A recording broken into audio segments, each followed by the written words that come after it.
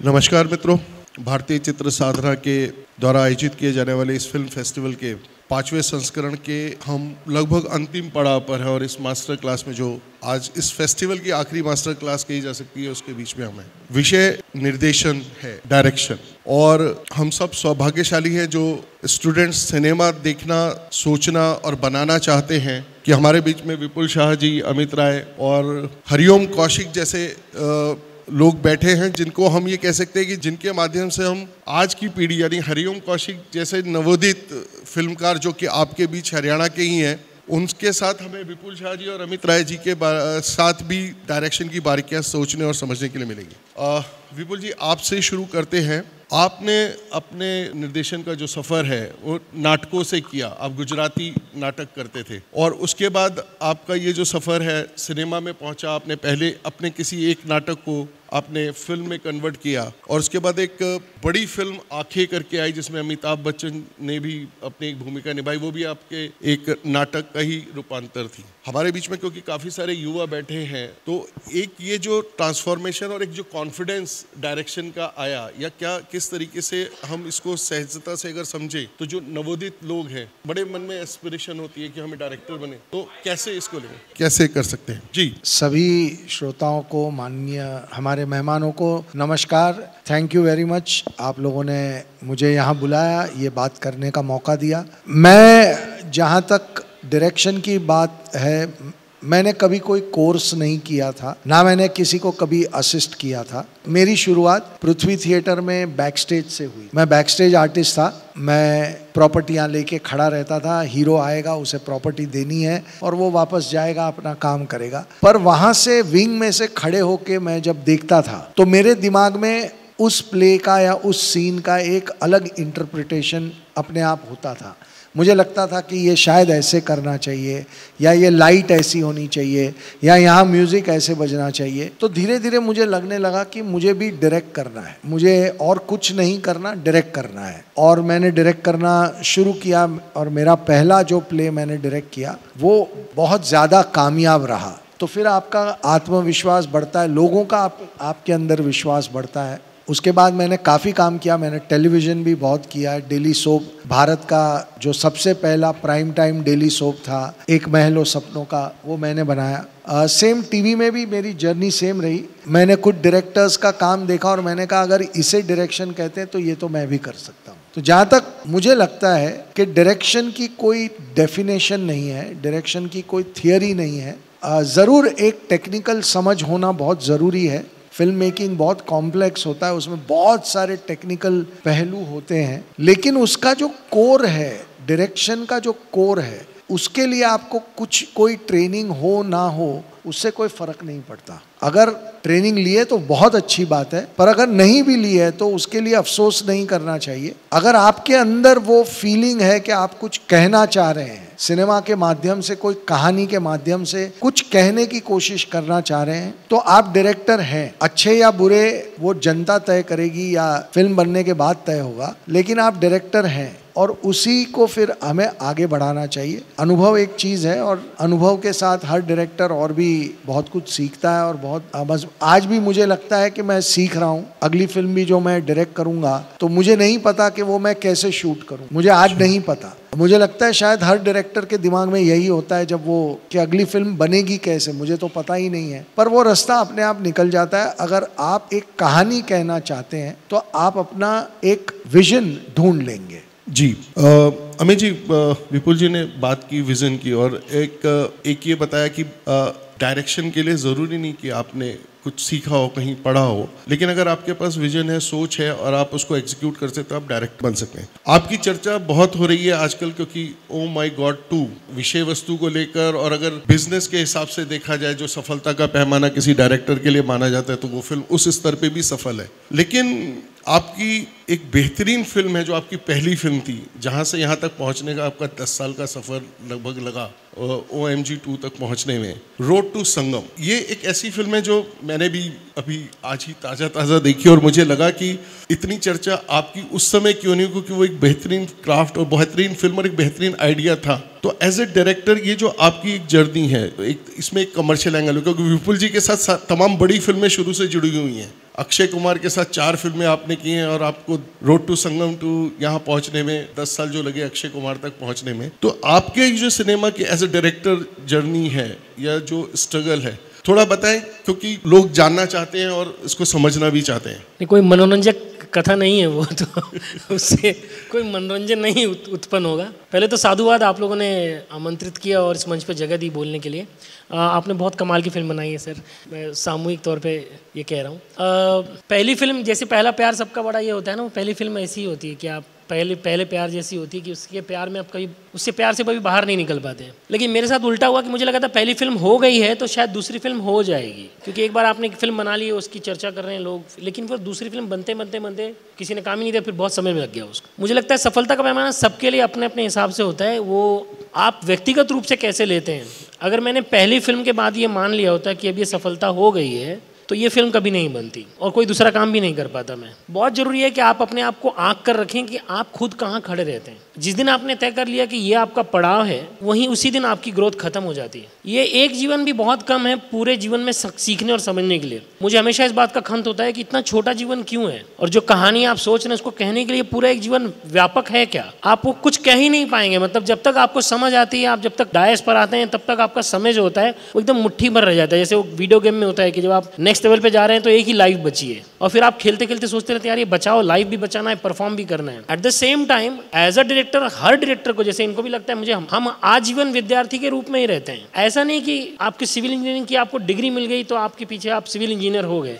फिल्मों में ऐसा नहीं होता है कि आपने एक फिल्म डायरेक्ट कर दी तो आप डायरेक्टर हो गए, ऐसा नहीं होता है। इस पर कोई स्टैंप नहीं है, कोई डिग्री नहीं है, ये खुला हुआ मंच है। जो आपके पीछे आते हैं वो आपसे ज़्यादा बेहतरीन कलाकार होते हैं या परफॉर्मर होते हैं या आर्टिस्ट होते हैं, टैलेंटेड होते हैं, वो आपसे ज़्यादा काम करते रहते हैं। कंपेरेटिव यहाँ स्टडी आप नहीं कर सकते कि किसी ने 4 फिल्में की, आपने 2 ही फिल्में की या 1 ही फिल्म की, ये तो बिल्कुल बेमानी है। जहाँ तक मुझसे पूछेंगे अगर डायरेक्शन के बारे में कि आप किस तरह देखते हैं, तो मुझे ऐसे जब मेरे रहते जो मुझे समझ में आया, मुझे लगा डायरेक्शन आप जो स्टेज पे, मतलब जहाँ नाटक के थिएटर में कर रहे हैं, प्रोसीनियम में या फिल्म सेट पे कर रहे हो, ये डायरेक्शन एक्चुअली है ही नहीं। ये डायरेक्शन एक्चुअली है ही नहीं। उसको छोड़कर बाकी जीवन में जो आपके चलता रहता है ना, वो एक्चुअली डायरेक्शन है। मैं यहाँ से जब गया पिछले सत्र के बाद निकलने के बाद, तो मैं उस आदमी को ढूंढ रहा था जिसने पीछे से पूछा ये सेंसर बोर्ड का क्या लफड़ा है, ये मैंने एक फिल्म बनाई है और वो लोग फिल्म पास नहीं कर रहे हैं। पता नहीं मेरे को छोड़कर और कितने लोग उसके बारे में सोच रहे होंगे। मैं उनको ढूंढ रहा था कहाँ गया वो आदमी, क्योंकि मेरे को दिखाई नहीं दिया पीछे कौन क्वेश्चन कर रहे थे। वो ओडिशा से थे शायद। अब मुझे लगता है कि क्यों आप अलग हैं या क्यों आप दूसरों की तरह नहीं हैं।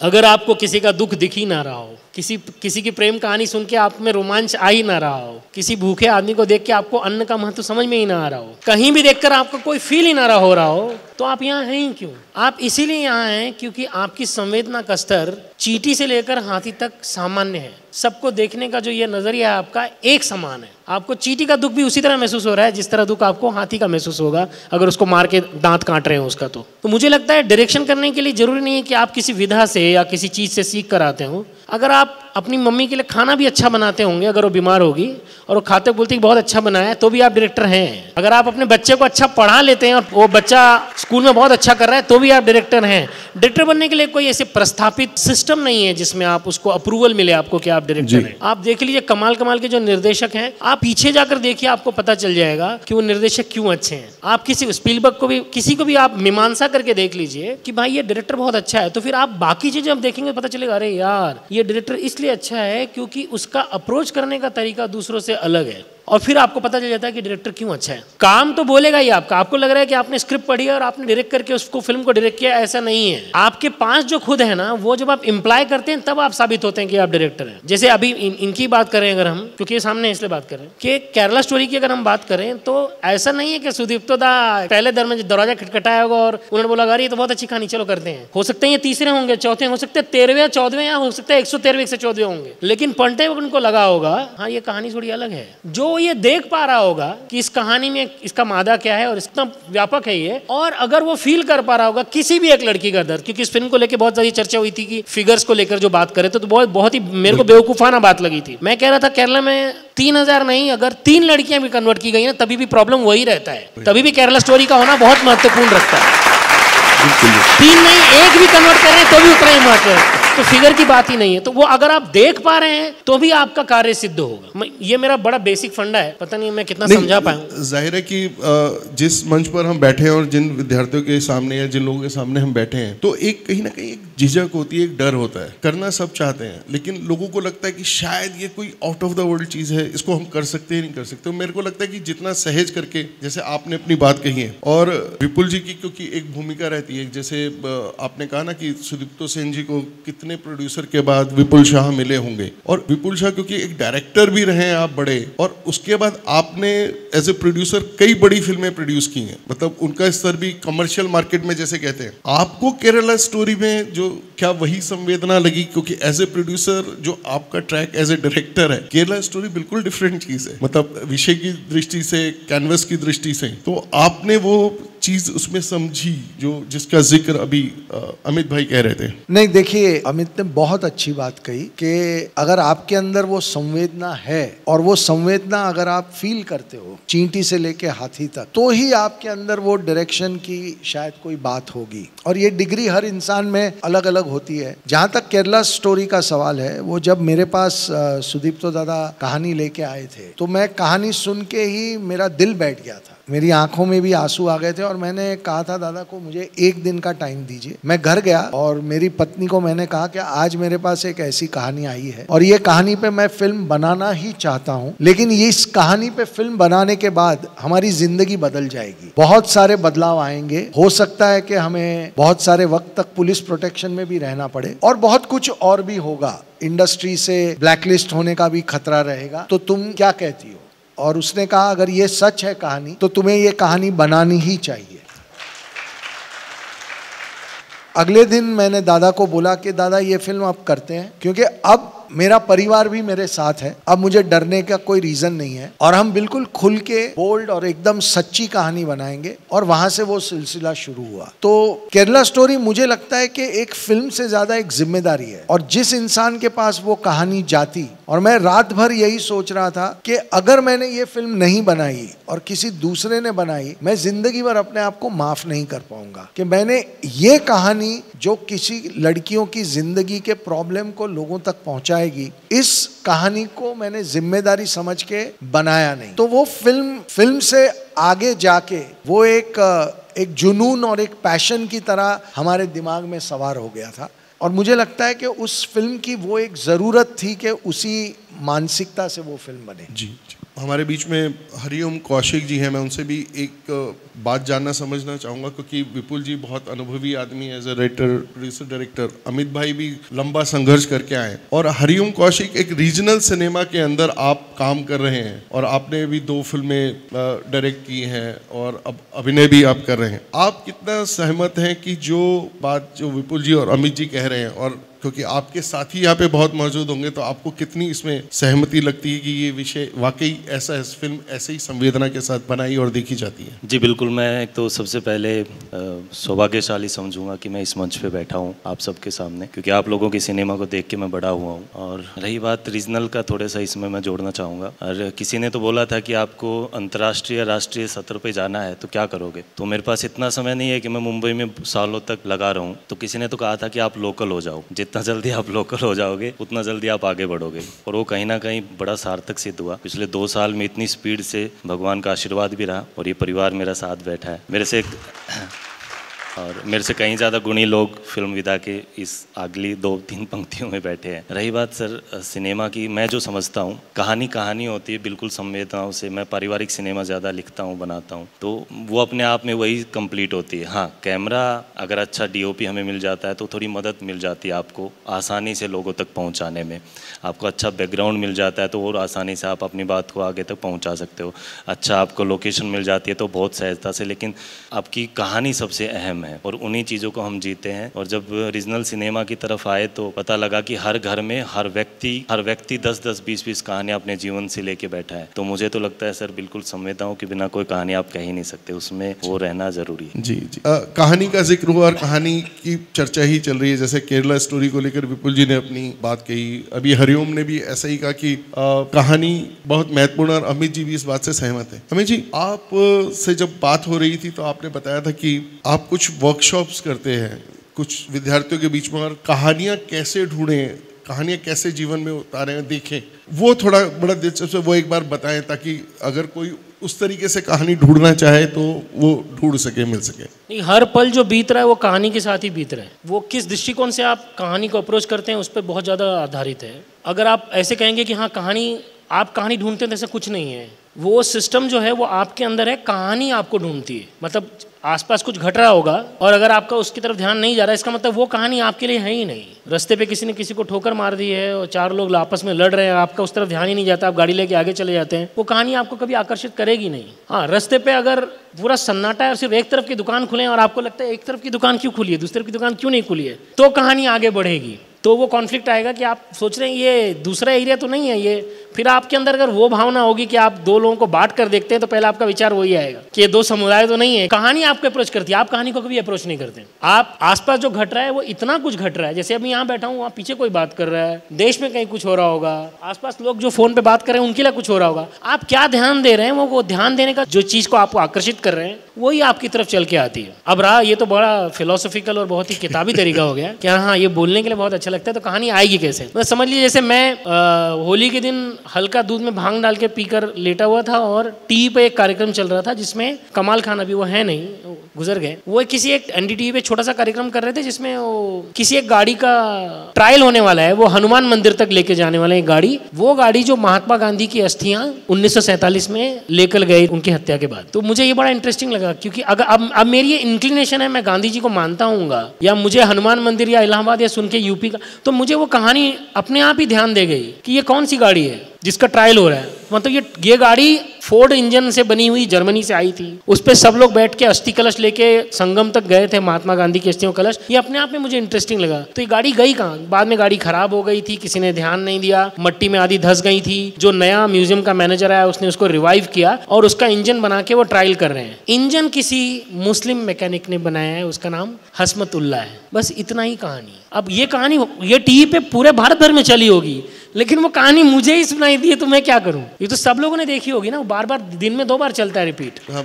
चलता है। वो कहानी ने मुझे ही चुना कि आप ये सुन लो, अभी आप अपना पूरा जीवन इसमें दे दो 3-4 साल। तो मैंने दे दिया। मैं उस पर अप्रोच करने के बाद अगर वो कूदते वक्त अगर एक क्षण का भी अगर आप में शंका होगा ना कि मैं, तो आप वो कभी पार नहीं कर पाओगे। कूदते वक्त आपको हाथ छोड़कर कूदना होता है कि आप पानी में जब गिरोगे तो आपको नहीं मालूम हो कितना कम पानी है या ज्यादा पानी है। आप गिर के हाथ पैर भी तुड़वा सकते हो और तैर के उस तरफ भी जा सकते हो। वो कॉन्फिडेंस आप में कहानी देती है। आपका मन कहता रहता है कि हाँ ये कहानी, मुझे लग रहा है इसमें कुछ ऐसा है जो लोग सुनना चाहेंगे, तो अल्टीमेटली वो कहानी ने जन्म लिया ही। लेकिन आप इसके साथ, जैसे पहले एकेडमिक का भी एग्जाम्पल देके कहा मैंने, कहानी जब आपके पास आएगी तो आप में भी वो मादा होना चाहिए कि उस कहानी का पालन पोषण कैसे करेंगे। हो सकता है कि यही कहानी मैंने किसी और के हाथ में दी होती तो उसका वो फिल्मीकरण कर देते। मैं फिल्मीकरण में करने नहीं गया, मैंने एक सेंसिबल एक्टर परेश रावल को लिया, एक सेंसिबल एक्टर ओम पुरी को चूज किया और उसमें वही लोग थे जो लोग सेंसिबली उसमें काम कर रहे हैं और वो कहानी अपने आप खड़ी हो गई। मुझे नहीं कुछ करना पड़ा। आज मैं पीछे पलट कर देखता हूं तो मुझे पता चलता है वो संघर्ष आपका अपने आप खत्म हो जाएगा। पहले कहानी आपके हाथ में आनी चाहिए और वो जन्म वो आप नहीं देंगे उसको, वो जन्म खुद ले लेगी। आपको उसका सिर्फ पालन पोषण करना है। आप जब पालन पोषण करेंगे ना तो वो कहानी फिर अपने आप ही खड़ी हो जाएगी। ये मुझे लगता है कि हमारे जो युवा साथी बैठे हैं, एक बड़ा दिलचस्प नजरिया है और एक बड़ी सोच है कि शायद वो यहाँ बैठे हो, आपकी ये बातें सुन रहे हो, विपिल जी की और हरिओम की बातें सुन रहे हो और इसी में से कोई कहानी, अगर कोई बात उन्हें अट्रैक्ट करती है तो यानी कि आप अपने आंख और कान खुले रखें, अपनी संवेदनाओं को जागृत रखें, तो मुझे लगता है कि कोई कहानी जरूर आपके करीब आएगी। तो ये एक बड़ी महत्वपूर्ण बात है। कहानी की हम बात कर रहे हैं, हमारा डायरेक्शन पर हमें बात कर रहे हैं, तो यानी एक डायरेक्टर के लिए उसके पास एक अच्छी कहानी होना जरूरी है। तो आप तो राइटर हैं, तो आपने अपना कहानी खुद चयन कर ली और उसके बाद उसका पालन पोषण अपने हिसाब से कर दिया। आपके पास अगर कोई पली पुसी कहानी आती है तो आप उसको कैसे जज करते हैं विपुल जी?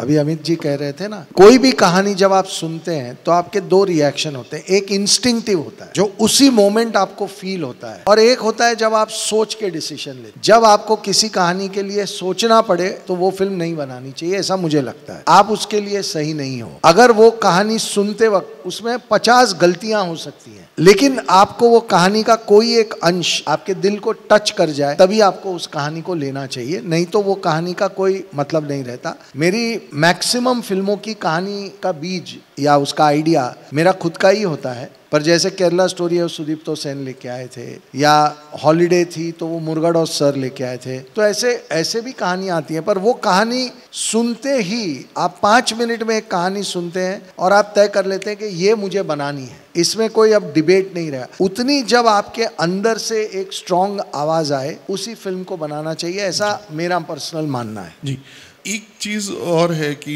अमित भाई ने जैसे बताया कि एक producer as a writer director अगर आप स्ट्रगल कर रहे हैं तो एक प्रोड्यूसर चाहिए होता है। और प्रोड्यूसर एक ज़माना था कि डायरेक्टर फिल्म को कमांड करता था, वो तय करता था कि उसको किस किस तरीके से चीज़ें चाहिए, और एक प्रोड्यूसर है वो फेलिसिटेटर की तरह काम करता था, वो चीज़ें उसको प्रोवाइड कराता था। इंडस्ट्री में अब थोड़ा बदलाव आया, अब सेटअप प्रोड्यूसर बनाता है, आर्टिस्ट तय करता है, फिर बड़े आर्टिस्ट कहानियों में भी दखल देते हैं, फिर कुछ लोग ऐसे भी हैं जो निर्देशक के काम में भी दखल देते हैं और वो अपने हिसाब से फिल्म को मोल्ड करते हैं। मैं दोनों लोगों से एक एक करके, क्योंकि विपुल जी का एक पार्ट ठीक है क्योंकि वो प्रोड्यूसर भी हैं, लेकिन अमित आप खुद डायरेक्टर हैं खाली और राइटर हैं, तो आप बताएं कि ये वाला जो संघर्ष रहता है या ये चैलेंज रहता है, इसको जो एस्पिरेंट डायरेक्टर्स हैं जो इस फील्ड में एज ए डायरेक्टर आना चाहते हैं, वो कैसे इसको समझ सकते हैं? कौन बताता है आपको ये सब अंदर की बातें?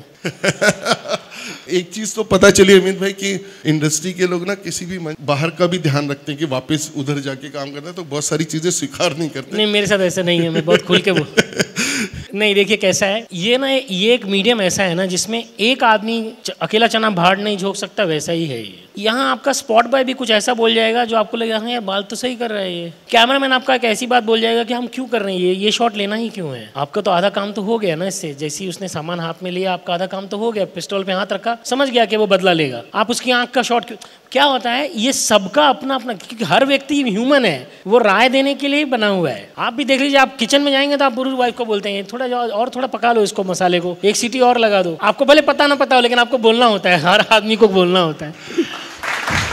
तो जब फिल्म बनती है जो कि एक मीडियम डायरेक्टर का है, लेकिन जो लोग इतने सालों से काम कर रहे होते हैं उनका खुद का एक एक्सपीरियंस होता है, और जब कोई चीज़ को किसी को अप्रोच कर रहा होता है तो हमेशा ऐसा होता है कि उसको लगता है कि शायद ये मेरे अनुभव से बच सकता है अगर ये गिर रहा होगा तो, अगर नवोदित होगा या नया होगा तो। लेकिन वो आप पे भी निर्भर करता है कि आपका कन्विक्शन कितना तगड़ा है इस बात को लेकर, कि आप राजी हैं कि हाँ ये मैं नहीं बदलूंगा। अगर आपका कन्विक्शन आपको कहता है कि नहीं वो बचपना भी हो सकता है, ऐसा नहीं जरूरी नहीं है कि पहला प्रेम वो प्रेम ही होता है, वो इन्फेक्चुएशन भी हो सकता है, वो 10-20 दिन बाद टूटता है कि हमको क्या प्यार हो रहा था उससे, वो 10 दिन बाद तो प्यार का खुमार उतर गया। तो वो आपकी बड़ी थिन लाइन है कि जब कोई ऑपरेट कर रहा होता है आपके साथ और वो कमांड कर रहा होता है तो वो किस लाइन दायरे में आता है, वो आपको डिक्टेट कर रहा है, सजेस्ट कर रहा है अपने एक्सपीरियंस के आधार पर, या वो चाह रहा है कि मेरा खुद का प्रोजेक्ट जिस पे मेरा पैसा लगा है वो बर्बाद ना हो। ओवर कॉशियस भी होते हैं कई लोग। अब आपको ये तय करना पड़ेगा कि एज ए ह्यूमन उसकी बनावट क्या है, वो कहाँ से आ रहा है। अगर वो बहुत ही डरा हुआ प्रोड्यूसर है तो पहली बात है आप ये फिल्म लेकर आए क्यों उसके पास, कि वो हर सीन में उसको लग रहा है कि अरे कुछ हो जाएगा यार, ये क्यों कर रहे हो। जैसे सुदीप्ता दा आज इसलिए लकी है क्योंकि उनके पास ऐसा प्रोड्यूसर होगा जिसने कहा नहीं ये अच्छा है, हो सकता है ये 2 कदम आगे चले गए, तुम ये खुल के क्यों नहीं कर रहे हो। जैसे मेरे साथ भी हुआ, जब उन्होंने कहा कि if you are going full blown,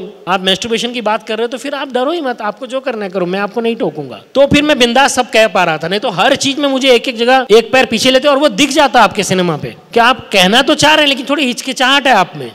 मेरी फिल्म में आपको ऐसा नहीं लगता हूँ कि लगता है बिंदास बात कर रहे हैं ये लोग। वो बिंदास बात करने का जो मादा है जो आपको मिला है वो प्रोड्यूसर से ही मिला है। अब अगर वो हर बार टोक रहे होते हैं ना तो शायद वो नहीं होता। तो उसमें आपका भी कन्विक्शन बहुत मायने रखता है कि आप उनको बोलेंगे नहीं सर मेरे को लगता है ये मैं जो सोच रहा हूँ वो सही है, आप मेरे साथ 2 बार विश्वास करके देखो। तो वो ना शादी जैसा है एकदम, कि जैसे ही आपने वाइफ से कहा कि लेफ्ट चलो तो बोले नहीं राइट से चलो, तो राइट से तो लेफ्ट से चलो। तो वो रिलेशनशिप ही ऐसा है, वो शादी जैसा ही है। आपको उसका एक तारतम्य ढूंढना होता है बैलेंस का, कि आप कितना गिव अप कर रहे हैं और कितना कमांड में रख रहे हैं। वो आप सबके आदमी का खुद का ट्रेट होता है। अगर वो पर्सनालिटी में ही अगर थोड़ा ढीला है तो फिल्म उसके हाथ से खिसकने वाली होगी ही होगी, और अगर तो तगड़ा होगा कन्विक्शन में तो वो पकड़ के ले जाएगा। आप उसका ताजा उदाहरण कई फिल्में हैं जो डायरेक्टर जबरदस्ती करते हैं और बाद में फिल्में चलती थी बोलते हैं देखो हमने कहा था ना चलेगी, देखो चलिए। नहीं, पर शादी का उदाहरण दिया उसमें तो बीवी जिधर बोलती है आदमी उधर ही जाता है, राइट और लेफ्ट हो ही नहीं सकता। पर खैर चलिए, ये भी अपनी अपनी सच।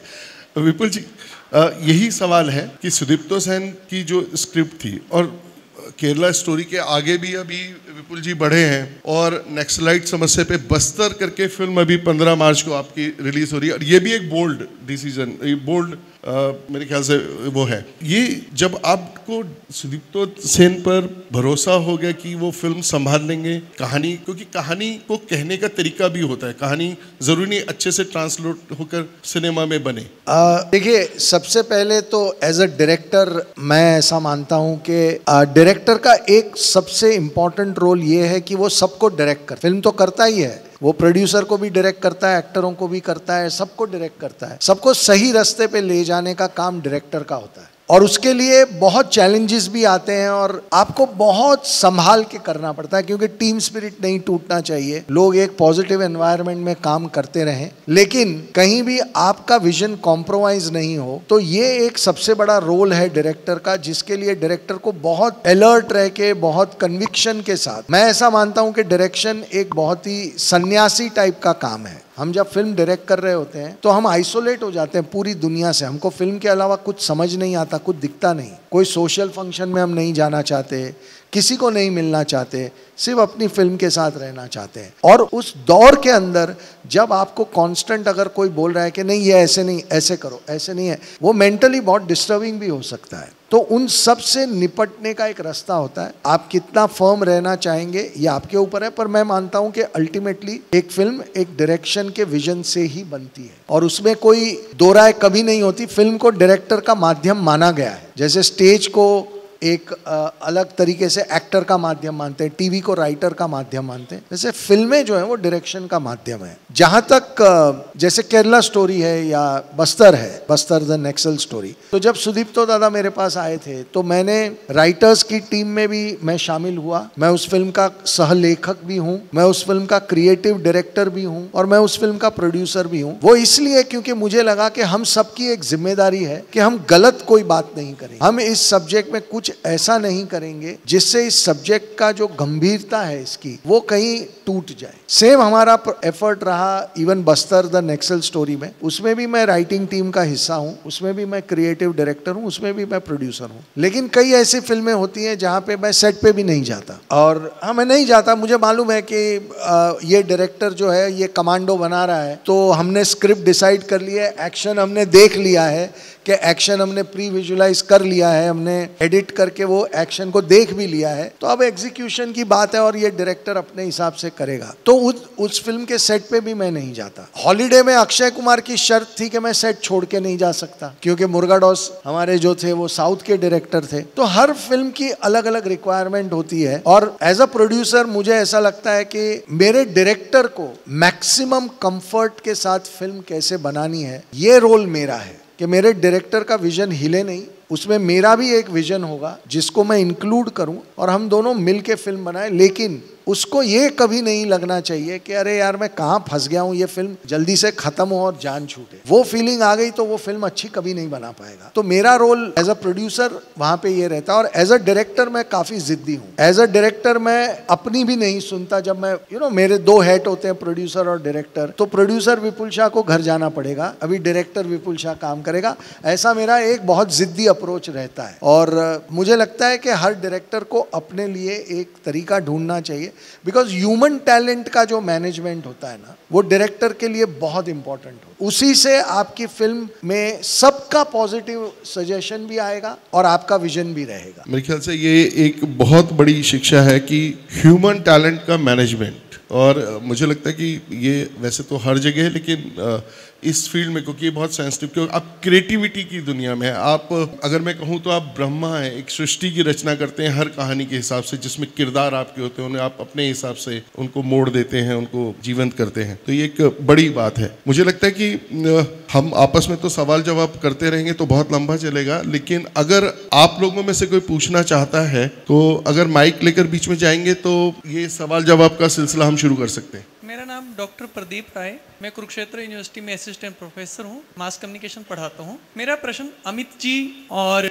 विपुल जी दोनों से है, सांझे का प्रश्न है, आप अपने हिसाब से जवाब दीजिएगा। मैं ये जानना चाहता हूँ अमित जी, जब आप लिखते हैं, लिखने में कई बार होता है कि आपको उसको रीराइट करते हैं, फिर ड्राफ्ट, लेकिन एक ऐसा टाइम आता है बस अब ये लास्ट है, अब रीथिंक की कोई जरूरत नहीं रही। और ऐसे ही विपुल जी, आपको वो कौन सा पल जब आता है कि भाई नहीं अब इसके बाद इसमें कोई चेंज नहीं करना, उसकी गवाही पूरी तरह तर्क से आती है या भावना से और तर्क दोनों से मिलकर आती है? वो कौन सी वाइब है जो आपको अब कहती है कि बस अब दोबारा से इसमें कोई बदलाव नहीं करना, ये अंतिम है? नहीं, मेरे पास तो जॉब है, मैं दे सकता। नहीं, ये ऐसा प्रोसेस ही नहीं है कि वो अकाउंटेंट्स में जैसे वो लाइबिलिटी और एसेट मैच कर दिया और दोनों बैलेंस बराबर आ गया तो आपका अकाउंट पूरा हो जाए, फिर सीए ठप्पा मार देता है। ऐसा नहीं है ये। अगर आपको बताने जाऊंगा तो आपको हंसी आएगी कि ओ माई गॉड में, जिसमें ओ माई गॉड 2 की सबसे ज़्यादा चर्चा जो हुई थी, वो शिव जी आगे चल रहे हैं और पीछे एक नंदी चलता रहता है। अगर आप लोग ने फिल्म देखी हो तो जब भी शंकर भगवान का इंट्रोडक्शन सीन है और जब वो एग्जिट लेते हैं तो जब भी जाते हैं पीछे से एक नंदी जाता रहता है बैल के रूप में। ये कभी लिखा नहीं गया था। फिल्म की शूटिंग शुरू होने में 2 दिन बाकी थे और मैंने प्रोड्यूसर को बोला एक बैल लगेगा।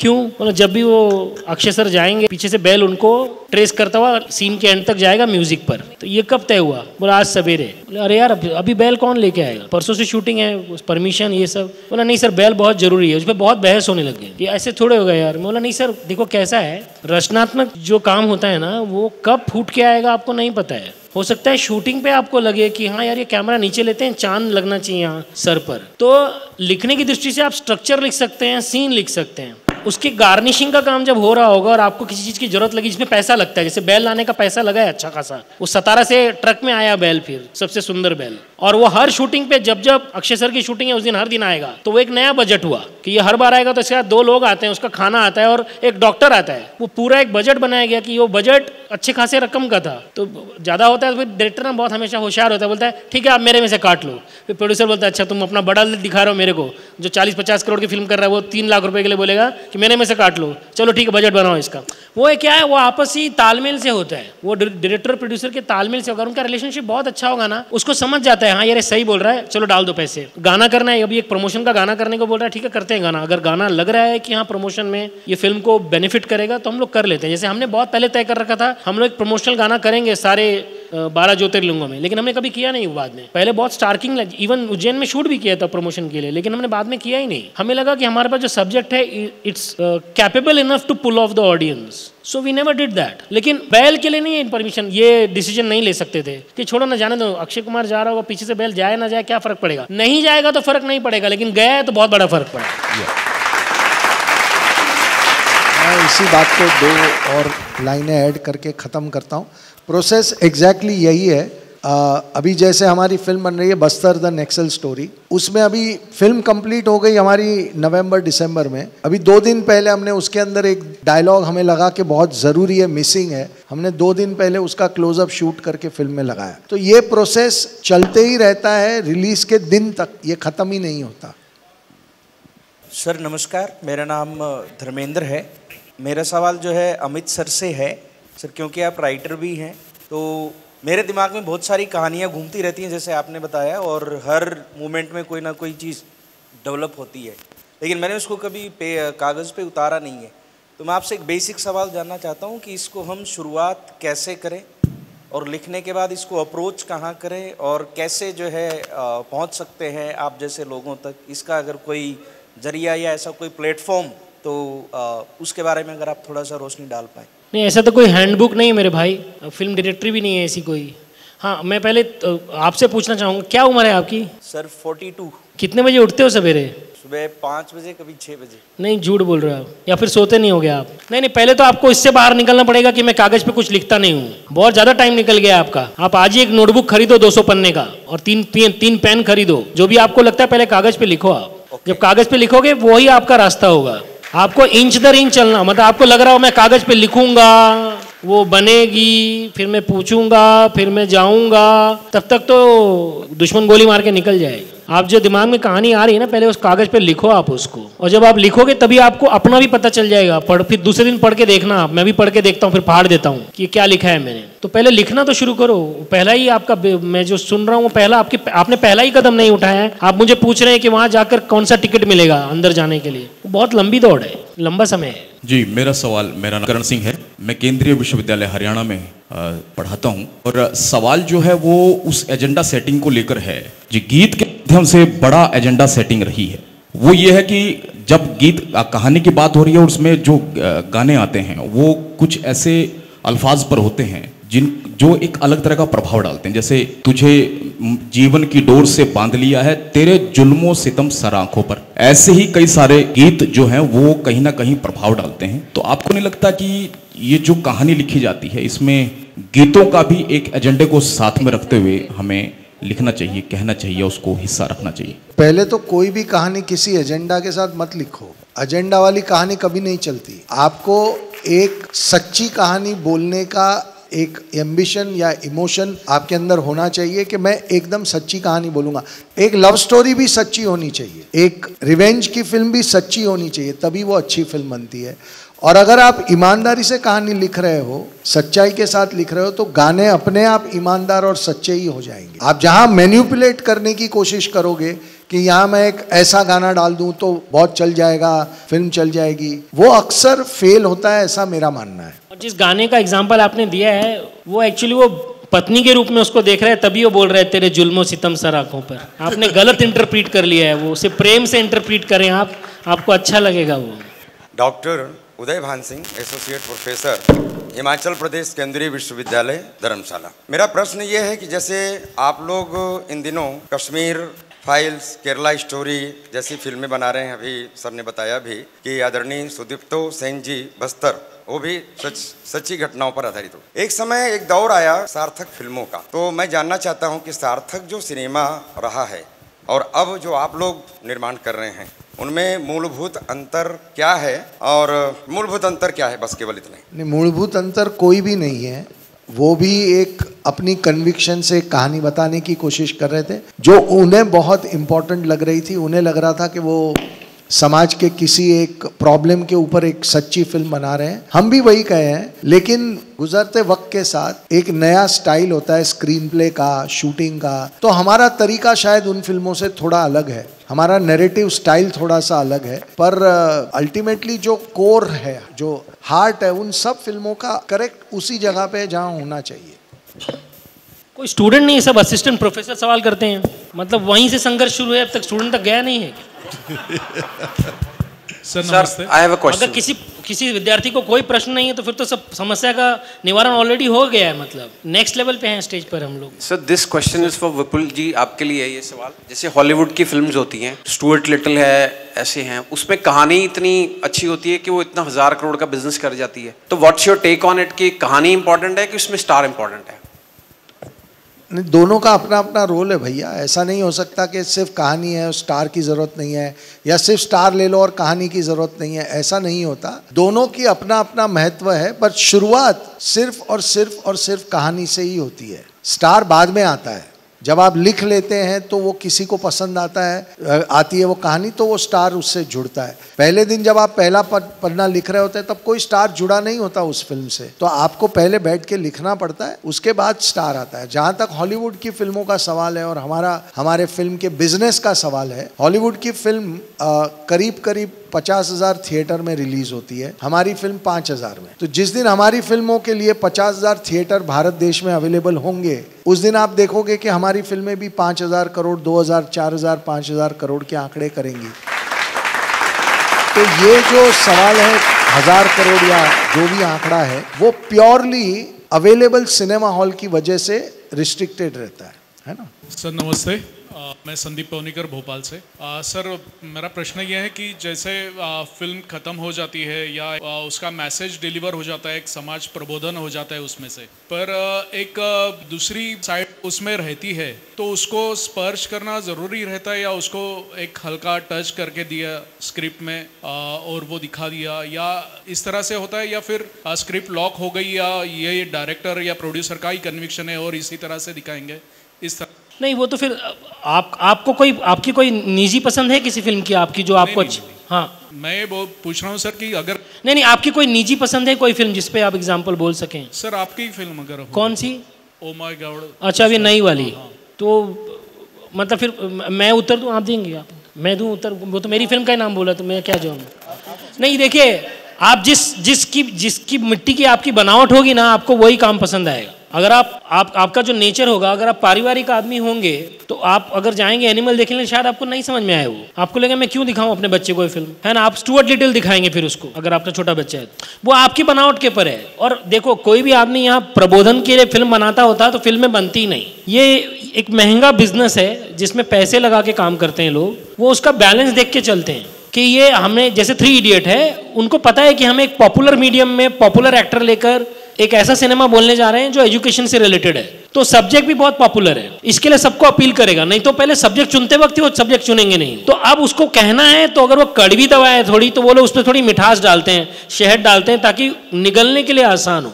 वो एक डॉक्टर की मौत नहीं बनाएंगे आमिर खान को लेकर, वो आप पंकज कपूर को लेकर बनाएंगे। वो अगर 3 इडियट बनाएंगे तो इस तरह की कहानी बनाएंगे क्योंकि वो पॉपुलर मीडियम में है, तो उनको ये पता होगा कि हमारा मैसेज तो अल्टीमेटली पहुंच ही जाएगा, लेकिन फिर वो वैसे पहुंचेगा जैसे वो कौन है, साउथ इंडियन लड़का जो मंत्री को बोलता रहता है कि कई चमत्कार किए, जो सीक्वेंस है, जो जिसको बलात्कार और चमत्कार का अर्थ नहीं पता है, तो आप उस पर हंसते रहते हैं। अगर आप उसको सीरियसली लेंगे तो आपको बहुत खराब लगेगा कि कैसे किसी फिल्म में बलात्कार शब्द का इस्तेमाल किया इन लोगों ने, लेकिन वो ऐसे पिलाई गई है दवा आपको मीठे गोली के साथ कि आपको निगल लेते हैं आप। तो उनको पता है, जो बनाता है उसको पता होता है कि एंटरटेनमेंट का डोज कितना है इसमें और मैसेज का डोज कितना है। अगर उसका बैलेंस बिगड़ेगा तो वो हमेशा फुअड़ हो जाएगा, देखते वक्त फुअड़ लगेगा ही लगेगा।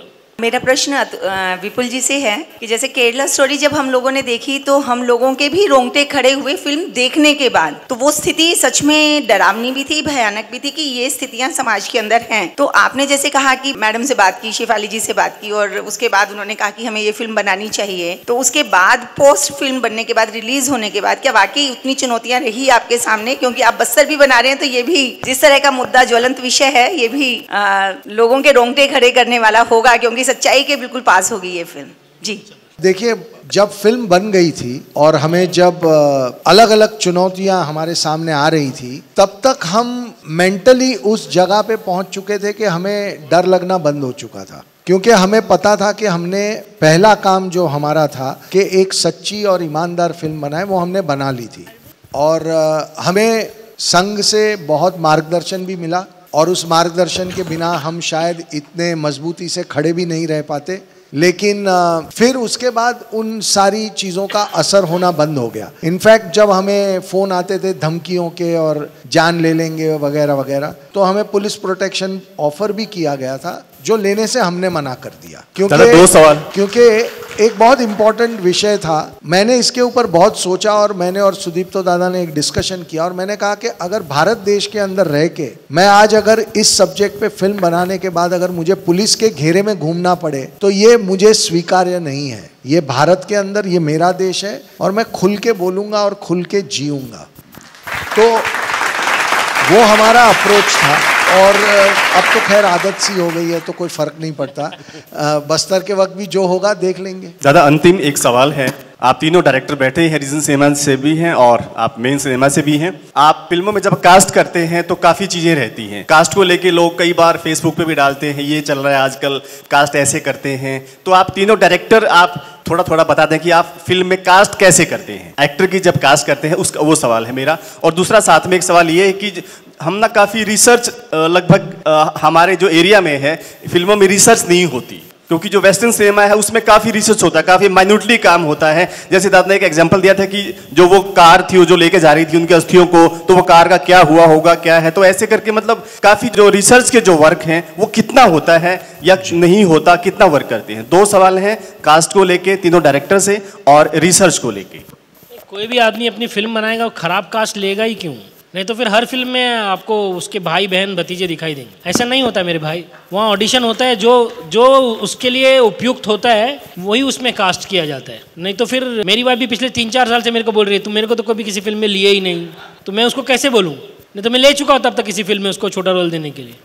ऐसा नहीं होता है। जो जिसकी एक साधना है, जो काम कर रहा है, जो ऑडिशन के लिए रोज़ दौड़ता है, उसकी बाकायदा आजकल एजेंसियाँ हैं, उनके पास डेटा होता है, वही हमारे पास भेजते हैं। या हम जिनको जानते हैं, जिनका काम हमने नाटकों में देखा होता है या शॉर्ट फिल्म में देखा होता है, हम 100% उस तक पहुंच जाते हैं। क्योंकि हमारे पास भी जो टूल्स है, अगर मेरे पास हथौड़ी नहीं दोगे तो मैं फर्नीचर बनाऊंगा कैसे? मेरे पास हथौड़ी होनी तो चाहिए। आप बोलोगे नहीं सर आप एक प्लास्टिक की हथौड़ी ले लो, तो वो उससे मैं ठोक ही नहीं पाऊंगा। मुझे वो सशक्त आयरन की जिसपे जंग ना लगता हो ऐसा हथौड़ी चाहिए होगा। तो मैं जब कास्ट करूंगा या कोई भी कास्ट करता होगा हम में से डायरेक्टर, वो यही देख के कास्ट करता है कि मेरे रोल को फिट बैठता है, ये जो मैंने तस्वुर किया हुआ है उस तस्वुर में पूरा उतरता है ये। और वो एक्टर भी लेकर आता है अपने साथ एक बैगेज, वो जब काम करने आता है तो वो अपने साथ अपना भी तो कुछ लेके आता है जो उसमें जोड़ता है वो। तो मैंने चुन लिया होगा पंकज त्रिपाठी के लिए, पंकज त्रिपाठी ने जो ऐड किया होगा पंकज त्रिपाठी ने ऐड किया, मैंने नहीं ऐड किया है, वो उसका क्रेडिट है। हाँ देखिए सबका लगता है कि यार हम करते तो हम भी अच्छा करते, लेकिन फिर वो कहानी फिर कभी।